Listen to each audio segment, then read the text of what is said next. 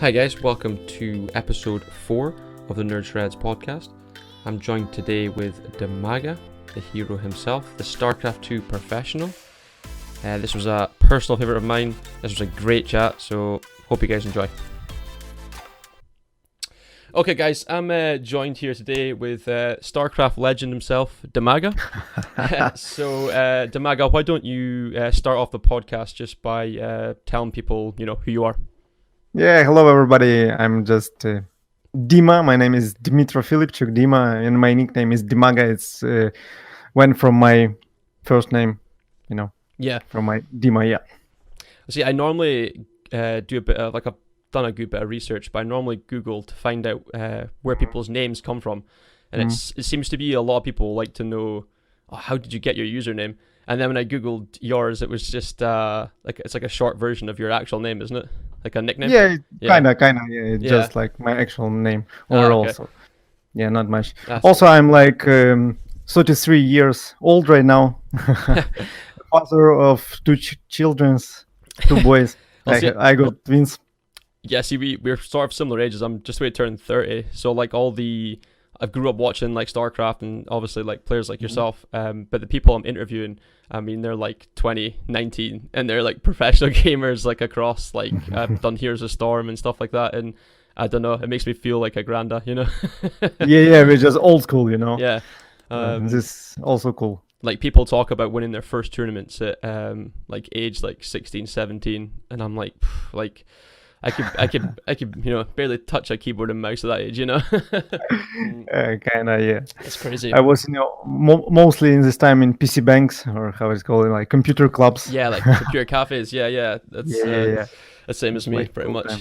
It's definitely more accessible now as well, I think. Like back then, you just couldn't really Afford PC, Yeah, at home. exactly. It was expensive. You LAN with your friends, and that was it, Yeah, also true. So, how about you tell us a bit about, like, I quite like the origin story, like your story. So how, like, maybe your first games you played, if you played with like your brother and sisters and stuff like that, and how you got to be like professional StarCraft player, and where you are now.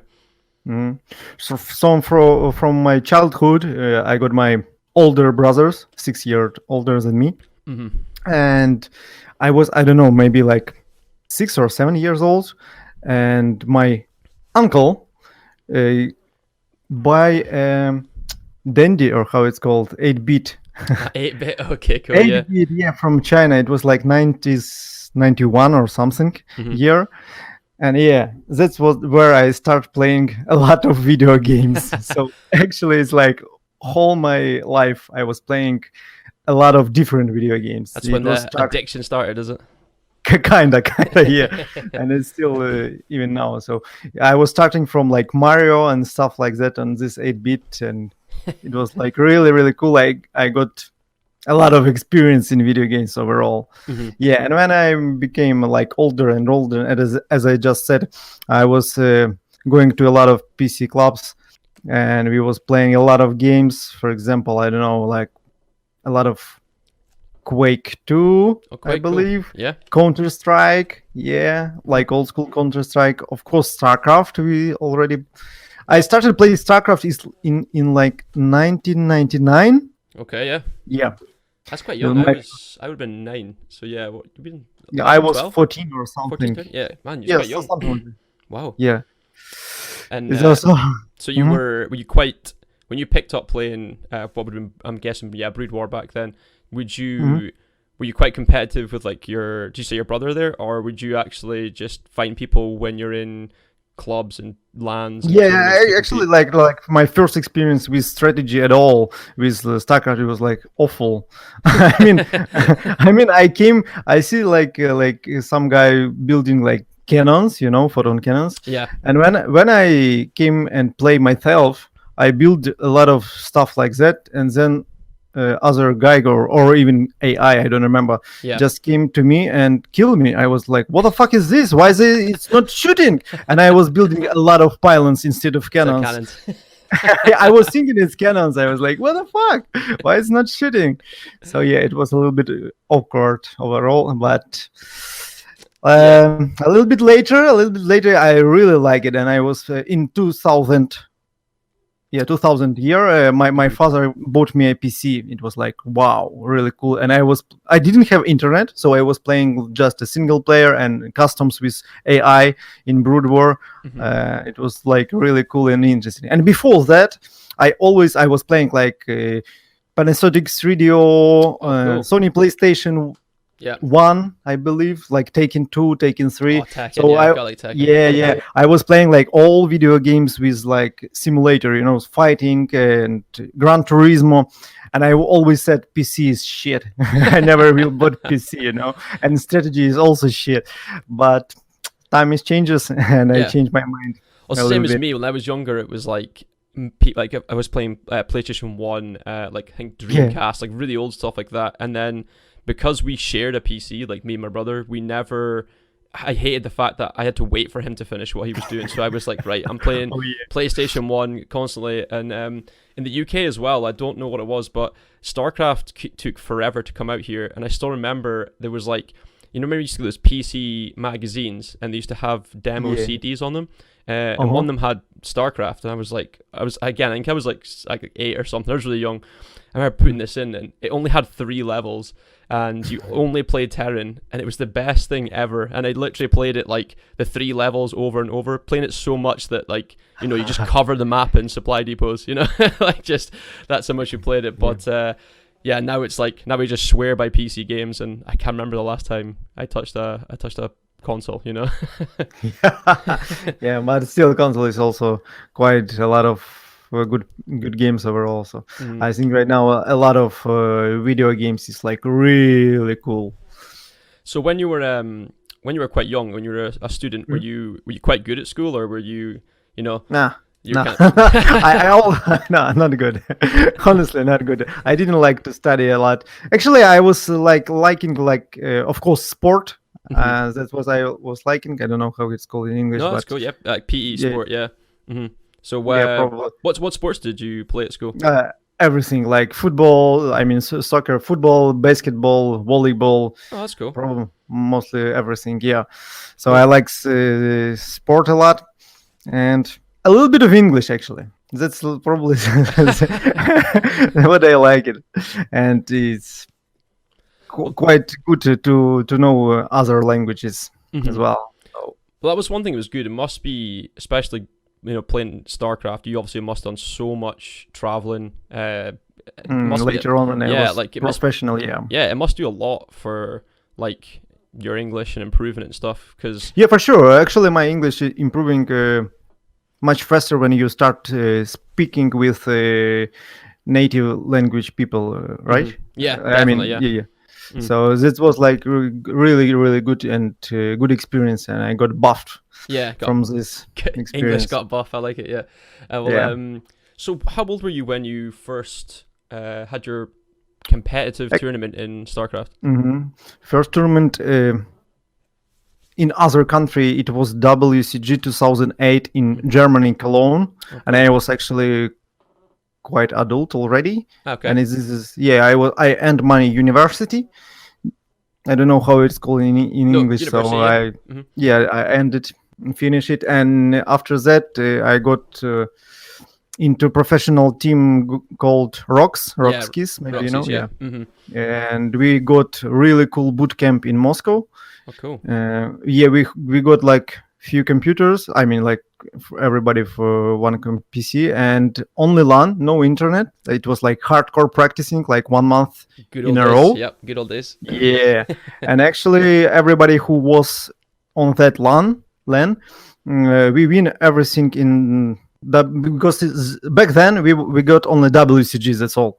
Really? Like one huge tournament in StarCraft. Just one off. Yeah, 1 year or so. We was practicing like really hard before that, and I take first place in Ukraine.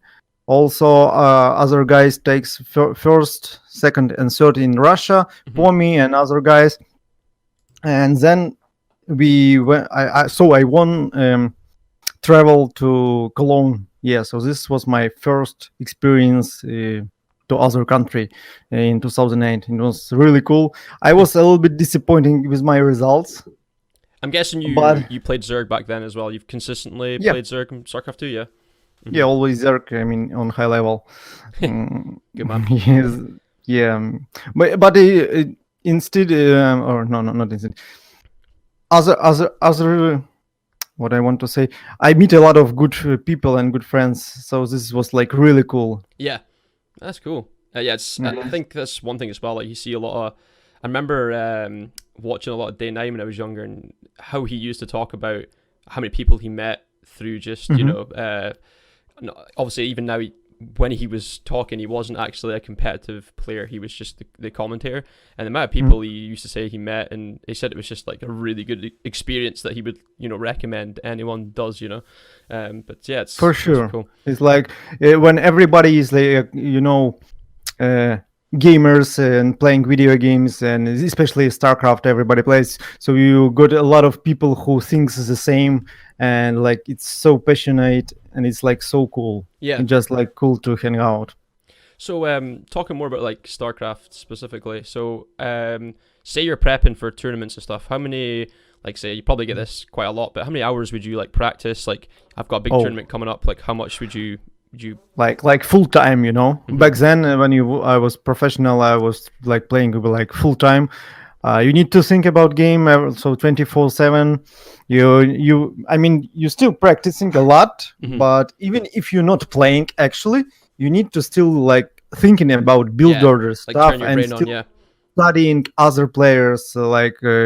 Back then in StarCraft 1, we got Pro Liga. I watched like all videos, VODs on YouTube because like stream service was not that good back then and stuff like that, So I still was watching and searching and improving in every single way. There is so many factors in professional gaming in StarCraft as well. And it's like a lot of stuff you need to do. So if say you knew who you were playing, like you knew your opponent, would you specifically watch say their VODs or their replays? Like would you actually I'm playing against say I know I'm playing against White Ra. I know he's aggressive. Like would you actually study him? For sure. You may make a lot of preparation if you have time for that, and if you know your opponent quite well. For example, in 2011, I knew my opponent in Korea would be Nesta, and he's also Zerg. So we got a ZVZ matchup, Zerg versus Zerg, and he was unbeatable in ZVZ, like 11-0. And it was like all Koreans. He win like all Koreans, like top players. And back then I was like kind of like, come on, he's non-Korean. Yeah. And I was in Korea, and we got a lot of players for all foreigners. It was like GSL versus the world, like still going on. So we was practicing a lot, and I was studying his style, and I see few weaknesses of him. Yeah, so I was blindly prepared for that matchup, best of 3. So at the end, I win 2-1, and thanks a lot to old school guys who really helped me with ideas and preparation. It was Morrow, Moonblade, and Sen. Yeah, a lot of good old school players. It's quite interesting as well because I used to watch so much, I would go to all these tournaments and stuff, and like Moonblade, I'd met him before, and it was so good because when I was reading and doing a little bit of research on yourself, because obviously I knew who you were, but I just wanted to do a little bit of a recap before this, and a few of the forums had mentioned that you and Nesta had a little bit of a rivalry, and was that based off of the fact that he was so good playing these games, like he was so competitive with you, that he was unbeaten playing Zerg? Is that what it was like? Or how did that rivalry come about?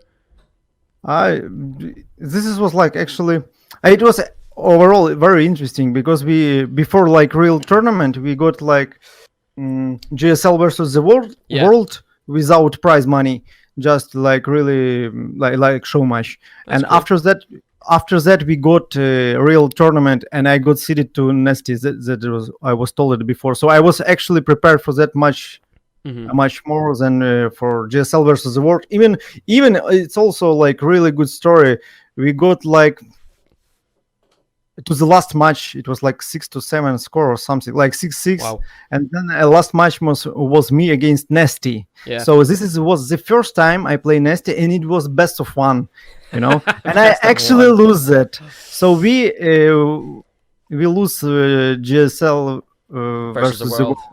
Yeah, it was like bad experience overall because like we lose and stuff like that. But it was so much. Yeah. I honestly wanted to win, but it gives me experience also. Also this, and then after this I make a lot of preparation for Nesta, and it's paid off. And in real tournament I actually win him 2-1 against him. It was like wow, wow. That must be even worse. You've prepped for. You can beat him in a proper match, and best of ones again. Like someone can rush, someone can cheese. Like at a pro level, like you can get someone who's a slight skill difference beat somebody. If it's like you've almost got to play a best of 3 at least to see who's potentially a better player. But for sure. It's funny as well. So when I was looking, obviously I've seen a lot of your games too, but you've played you've beaten players such as like White Rad, the Muslim, Stefano, like Mana, like these big names to name a few. So who would you say is probably, I don't know, I would say like your biggest win, something that you were like, that was, I really worked for that. Yeah, one of the biggest win was, of course, Nesta. Yes. But overall, the biggest win, I believe it was back then Mouse Mana. Right now he is Team Liquid Mana. Yeah, Mana, yeah. In 2011 in Helsinki in Asus Rock Assembly. It was grand final, and actually in semi-final I win against Stefano 3-2. Yeah, I won semi-final against Stefano, and then in grand final I met with Mana. We was playing best of 5. I was down 2-0. Okay. And then I came back with like 3-2, and I won everything. And I won like 8,000 euros. It was like my biggest prize money. Nice one. That's just cherry on top. That's good. Exactly. And a little bit later on, Mana, like few months later or something, we meet with Mana once more time in grand final in DreamHack, and he took a revenge 3-1. He got his own back. Yeah. So it's like really cool rivalry between me and Mana overall in StarCraft. I mean, it was good. Just doing a bit of research there when I was looking. There's so many names that were I hadn't seen in a while. I just was like, oh my god, I forgot about him, and I forgot like Happy kept popping up, and I forgot that like these players were quite high on the scene.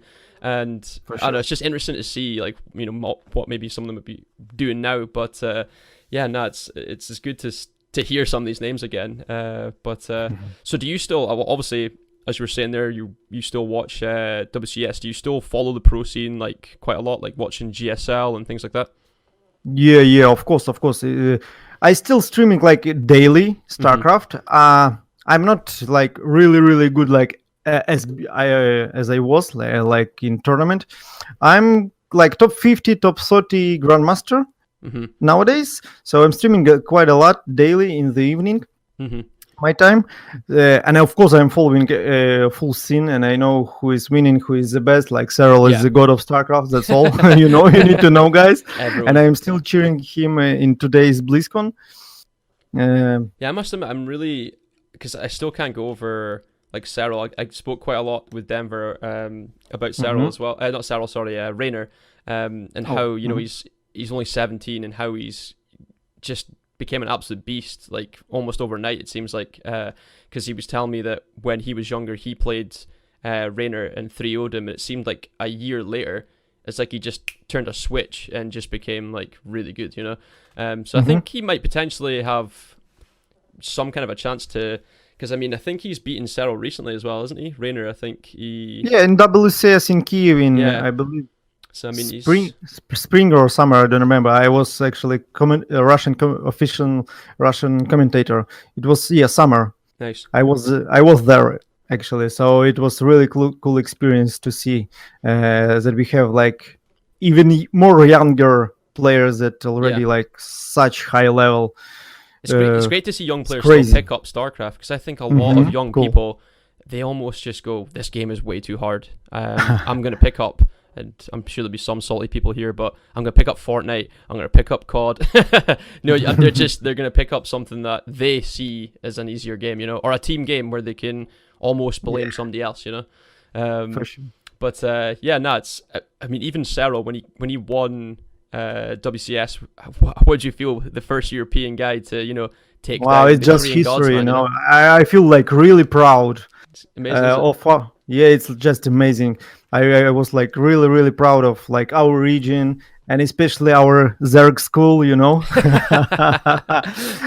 was like cool. That's why I'm still like cheering for Cyril in this year. It would be like amazingly like crazy good if he wins BlizzCon twice in a row. It's just like amazing performance. Yeah, just unheard of, is it? Yeah. Mm. So talking about StarCraft as well, like obviously because you keep up with the pro scene, you'll know. How do you feel the state of the game is just now? Do you think it's quite a balanced state, or do you think there's... At the moment, a lot of Zergs in BlizzCon finals, 5 out of 8 players. A lot of ZVZs, yep. Yeah, a lot of Zergs. So it's a little bit, Zerg favor for sure right now because of a few changes that was made like in the beginning of this year. Yeah. I believe because a lot of buff to Nidus and to Overlord speed. Yeah. There's like 2 main buffs. This is why Zergs got favored, I believe. Yeah, it seems like they can be like quite aggressive with Nidus, and it's cheap, so they overbuffed probably Nidus. It's definitely like fun to watch, I think, from a perspective of just being a viewer, but I can see the stress almost, or feel the stress in every Protoss and Terran player. I'm like, Nidus in your main, Nidus in your expansion. I'm like, wow, like your APM. It's even ZVZ, in ZVZ is the same. It's like, wow, you just don't have enough like units or like mobility and stuff because like you give it too much. But yeah, we'll see. Maybe it will be nerfed, and it should be nerfed probably. And already Blizzard balance team says that they will nerf it. So yeah, there'll be a change. I think overall, it will change a little bit, but overall balance is like really in good spot overall. Yeah, I think so. Yeah, it seems like it's definitely like, I remember when you saw people say, "Oh, it used to be better before." But if you go back and look at early Wings of Liberty games and watching like some of the mirror matchups, like watching Protoss for Protoss, especially for me, I thought they were like, okay, he's got one more Stalker, I guess the game's over. It seemed like it was very binary. You've won or you've lost off of like one misplay, But it does seem like it's in a good state. Totally different games actually from Wings of Liberty to Legacy of the Void. Legacy of the Void is so much faster, so much more multitask needed, much more, and it's just different games overall. We'll see. Well, for RTS games in general, this is something quite curious about, and obviously this will probably be broadcasted later. So all the BlizzCon stuff.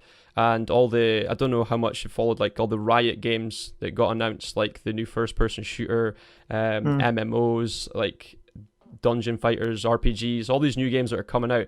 Do you think the RTS future, I mean, no one's talking about making an RTS game.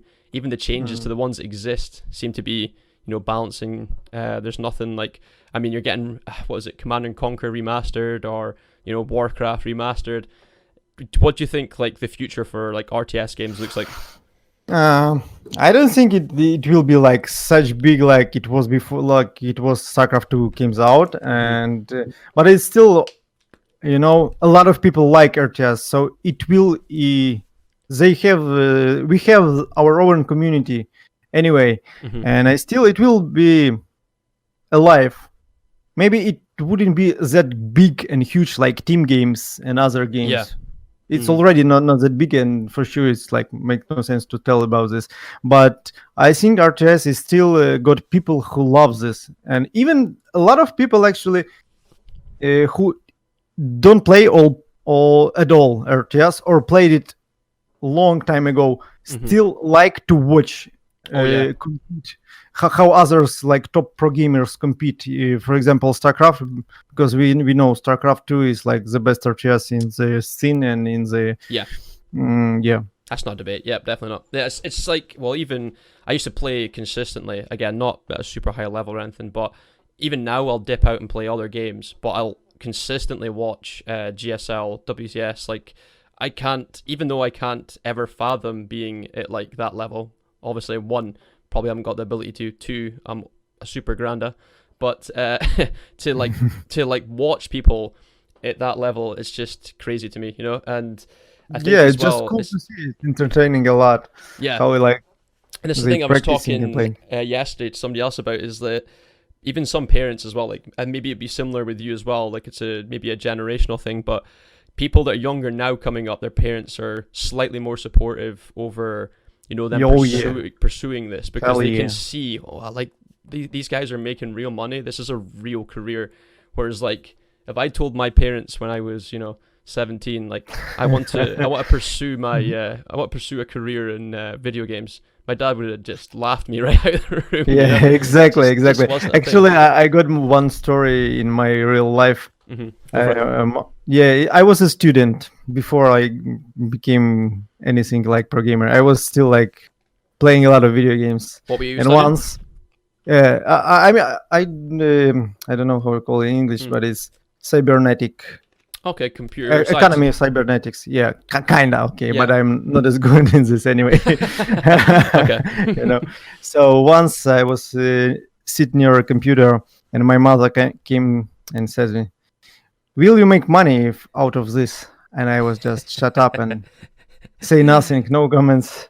And a few years later, I was like, when I win this spot to WCG Cologne, my parents was really supportive. And after that, it was everything else. Like it totally changed everything. So, yeah, but before it was like, you know, yeah, you need to study, you need to work and stuff like that. There's definitely a fine line, I think, from like some parents. They just want to know you can, you know, survive off of it. And as soon as they see like, okay, this is a real thing, you know, and it's like, it does make you feel sometimes, especially when you see, like, again, gamers like yourself, like it's almost like you're just a little bit too early. Like I say, you were born like 10 years later and you're in the competitive scene, the money would have been a lot more. And then, you know, people would be pushing you more to do it because, you know, they're making the same money as like any sports star that plays football, basketball, or, you know, anything like that, you know. It's crazy to watch, but yeah, I love it. The like someone told me, was it last week, that now in the States there's more people aged 18 and under watch eSports than any other sports combined. I was like, wow, that's crazy. insane. But it's like 18 and under, and I'm like, well, they're all gonna get older. They're not gonna suddenly start switching and watching, you know, basketball when they're older. Most likely, yeah. So right. yeah, no, that's kind of interesting. It just seems like it's gonna take off even more. So hopefully. Yeah, looks like that. I got 2 kids, so 2.5 years. So that's a lot of training. Get them in WCS in 10 years time. We had enough time. So you were saying as well that you played a number of different sports and stuff. So I didn't actually mention earlier, but so my channel is kind of like, we do a little bit of fitness chat as well as lots of nerdy things. So is there anything you do to like keep fit, or do you have like any kind of nutrition regime you follow or anything? Or I got, but 2 months ago I got health issues, so I stopped a little bit in. But usually, yeah, I just went to gym to work out, and that's kind of all.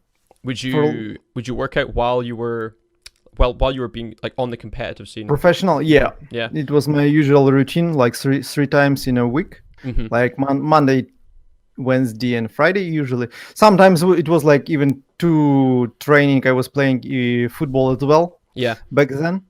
Yeah, but I got some health issues, so I stopped a little bit. I got like thrombosis and stuff. My blood is too, I don't know, not thick, but other way. Thin. How it's called? Not thin, but other thick, way. Sorry. Oh, sorry. I couldn't. Yeah, sorry. Too thick. Yeah. Yeah, probably. So I got stuff like that. It's not good. Not ideal good. Yeah. Oh, not ideal. Yeah. Sorry, here, dude. But yeah. I really like competitive overall. Yeah. And workout and stuff like that. I really like sports. It's like from my young. Young. Well, it's cool. It still baffles me when I'm speaking to people that are like some of the younger guys that are playing, and again they play at such a high level, and then when I say, "Oh, do you do anything to keep fit?" they'll say no. And I think even like, you know, I'm not talking about like bodybuilding in the gym, but even if you were going for like a 15 to 20 minute jog a day, you know, it's good for health overall. they're talking about putting in like 14, 15-hour shifts on their game they're playing. And I'm like, if you just took like, I don't think they understand like what it would actually do for their mental health, and it would improve the way they think. But I think if you told me at like 20 years old that as well, I'd probably be like, yeah, I'm okay, thanks. You know, like it's just maybe because I noticed that a lot of the professional League of Legends teams, they have like stuff in their contracts where they actually have to physically work out, like they force them to. This is good actually. I think it's like, again, someone pointed out yesterday was like, if you're a professional at a sport and it fails, at least you're still really fit. Whereas if you try and pursue a career in video games and it doesn't work out, obviously you can still transition it to something else, but unless you're taking care of yourself, you're probably not going to be in the best of shape if you've been sitting down at your computer for, you know, a good 14 hours a day, you know? So yeah, it's kind of a lot. Also, like working out is good for mental health, overall health, and for blood and stuff like that. Even brain starts working a little bit better. So I believe it's like really good overall. Yeah, that's cool. So, sorry, excuse me. So normally what I'll do to finish off, if you're up for it, is I do like a quick question round. So I'll just answer a couple of questions and you can just okay. See which ones you think are good. So some of them are ones that on stream I've asked and people have like put them in. So you can see, so just give me 2 seconds, see they are. So, okay, first one. Worst video game you've ever played? Oh, worst. I don't know. It's a hard question actually. Worst. I'm thinking. Can I have some time? You can think. Right, do you want me to come back to that one? No, I just need time. I don't know. I remember good games. So it's like, what? I never heard it before. Like, it's the worst game ever. What? I honestly don't know. I don't know. No. Okay. But yeah, okay, later. We'll come back to that one, okay. Okay, out of all the, including Brood War, StarCraft II, what is the most overpowered StarCraft race? This is a controversial one, this one. Or, I mean, it's depend on time, you know. Sometimes it's Zerg, sometimes it's Terran, sometimes it's depend on balance, but I don't know, maybe Zerg. Zerg. Is that just because you play?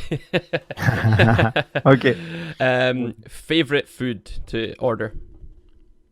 Meat. Meat with potato, like steak with potato or something. Yeah. Favorite streamer? I don't have one. Do you not watch a lot of streamers? I mean, I watch only StarCraft mostly, so. Okay. So well, maybe you've answered this already, but toughest StarCraft opponent? Toughest. Is there anyone you've actually like played and just thought they are just on another level? Just yeah, of course, Cyril right now. Have you played him? Yeah, a few times. In season. Yeah, I tried to rush him with 12 pool, but not working. You tried to 12 pool? That's amazing, man. I'd be putting that in my CV. I'd be like, that's it, tried to 12 pool. Let's go. Okay, if you were to go into another game, would you rather play an MMO or first-person shooter? What is MMO? Like World of Warcraft. I would probably play Dota. You go MOBA? Okay. Probably MOBA, yeah. Nice. And which one do you prefer, which one do you think you're better at, micro or macro? Both. Just good at both. Yeah. Let's go. Okay, so this is just so people can find you more and stuff as well. So currently now, are you just streaming and are you commentating now? Is that what you're doing? Yeah, mostly, but mostly on Russian, like because like 90 or 80% of my auditory is Russian people, Russian speaking actually. Yeah, but if anyone is want to ask me in English in chat, I usually always answer in English as well. Oh, okay. So it's not a problem between games. Yeah, I've seen you stream a few times, but it's the same. I normally will put on like streamers again. I watch quite a lot of StarCraft streamers, but they're normally in the background while I'm doing stuff. So when you were speaking, what I didn't know if it was Russian or Ukrainian, and I didn't know what you were speaking. It's sometimes because it's on the background, like obviously I can't really understand it. So if you're explaining something, I'm like, how did he win or how did he die? And I want to know, So yeah, I'd have to type, but yeah, no, I have still watched occasionally when you're on. So yes, and the commentating you're doing just now, is that just as it comes, or how often are you doing that? Commentating, what do you mean? WCS or my own games when I'm streaming? Yeah, do you actually get to commentate other games, like professional games? Yeah, I was I got invited to commentate WCS in spring, in summer, in Kiev with Star Ladder in Russian. So I was one of official commentators. Okay. So it's like I like it a lot. Yeah. Also, I was commentating in WESG 2016 probably. Okay. Yeah, it was also in Kiev. So yeah, I got a little bit of experience in commentating as well, but mostly in Russian. And when I'm solo streaming and playing ladder, usually I'm talking between games, and in games I'm usually just like focus on the gameplay. Yeah. And sometimes I just swearing when I'm losing. So. Everyone enjoys watching like their hero StarCraft players. If they can see them rage, then they know it's okay that they can do that. You know what I mean? Oh yeah, I rage actually a lot because I'm losing a lot. Well, it's funny as well. Like I feel like because I've been streaming for a bit as well, and it's more like I don't even play it at super high level. But see, I'll play a bunch of different games, StarCraft, MOBAs. But see, transitioning into streaming, just chatting, like people underestimate how difficult it actually is to put everything into a game and still explain what you're doing, answer people's questions in chat. Like I guess obviously like someone like yourself, if you have mad skills to do multitask skills, that's what I was thinking there, but still okay. Yeah, I mean when I'm playing, I was trying to commentating a lot and explaining what are you doing, but it's just impossible to play maximum of your level, because in StarCraft it's like so many little things that's games from like milliseconds, but to talk about it, you need like few minutes maybe, or like 20-30 seconds to explain one little things. Why you do something, yeah. So it's like, come on. That's definitely one thing as well, because like obviously, because I watch a lot of GSL, I'll watch a lot of Tastosis and stuff like that, and when you see some like pros or ex-pros when they commentate, there's definitely things they pick up that people who have just been casters, maybe don't have a professional video game background, they miss sometimes. And I feel like when you get people like, try to think of his name, it's been on the GSL scene casting recently. PIG? Yeah, and like you pick up stuff that's just like some people don't, and again, like you say, they'll explain like, see, this is very subtle, but the reason he did this is, and I'm like, oh, that's really cool. And you know what I mean? Like some people will miss that if they're maybe just a commentator, not to obviously bash commentators, but do you feel like when you commentate, you pick up some stuff that others might miss? Yeah, at least I'm trying, to share my experience as a gamer, as a pro gamer as well. So yeah, I'm trying to explain a lot of little stuff, and especially like decision making, because it's always decision making. A lot of different decision making in StarCraft and you need to make these decisions like so quick and automatically, instantly, yeah. And the better player will always win. Yeah. Okay, I think that's most of the questions I was looking to ask and talk about.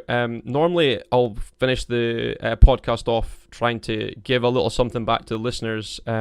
So, for giving somebody that, say, is just trying to start out or is maybe already trying to pursue a career in esports or to be a professional gamer, what advice would you give to somebody that potentially would just be wanting to pursue a career in that? I think you need to love what you're doing, and to be passionate about it, and you need to have a really good discipline. There is a lot of different stuff you need to do actually, but yeah, this is like a few of the main points, I believe. Yeah, passion, love, and discipline.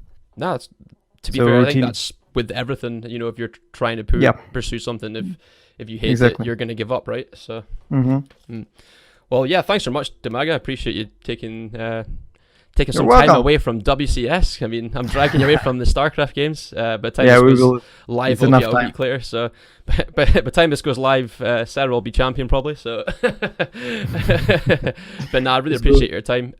Thanks for listening, guys. If you enjoyed the podcast, please like and subscribe. It really helps me and the channel out a lot. And it also keeps you up to date with all the new guests too. Cheers. See you.